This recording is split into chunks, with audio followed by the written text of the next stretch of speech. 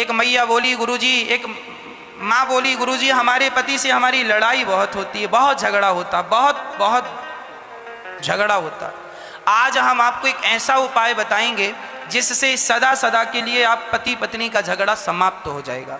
आज हम आपको ऐसा उपाय बताएंगे, बता दें।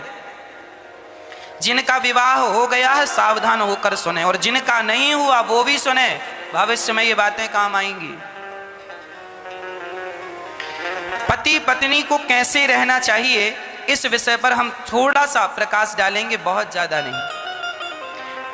अधिकांश हमारे भारत में देखा जाता है पति पत्नी में तू मैं चलती रहती है। हर महीने में एक बात को लेकर झगड़ा हो जाता है। कभी तो झगड़ा ऐसा होता है कि महीनों तक बोलचाल बंद होता है, पति पत्नी बोलते ही नहीं। बात विवाद इतना बढ़ जाता है कि पत्नियां झोला उठा के मायके चली जाती हैं और विवाद यहां तक आ जाता है, तलाक की नौबत आ जाती है, रिश्ते तोड़ दो, खत्म करो।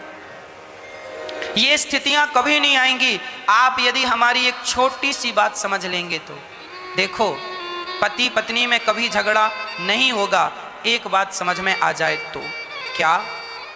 एक बात बताओ, झगड़ा करने के लिए कम से कम कितने लोग होना जरूरी है? झगड़ा कितने लोगों में होता है? झगड़ा करने के लिए कम से कम कितने लोग चाहिए? कम से कम 2 लोग चाहिए, पति और पत्नी, या सास और बहू, या जिठानी और देवरानी। मैं आज सास बहू और जिठानी देवरानी की बिल्कुल बात नहीं करूंगा, केवल पति पत्नी की बात करूंगा। झगड़ा करने के लिए 2 लोग चाहिए, एक पति और एक पत्नी।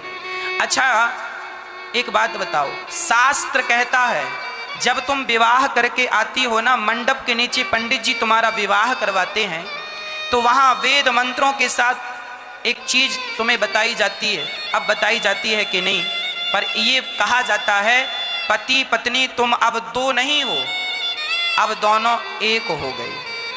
इसलिए हमारे हिंदू धर्म में कहा जाता है पत्नी को अर्धांगिनी। क्या कहा जाता है? पत्नी को क्या? अर्धांगिनी। मतलब अब तुम पति पत्नी 2 नहीं हो, अब तुम दोनों मिलकर एक हो गए हो। याद रखना मेरी माँ, झगड़ा इसलिए होता है कि तुम 2 की 2 बने रहते हो। यदि तुम दोनों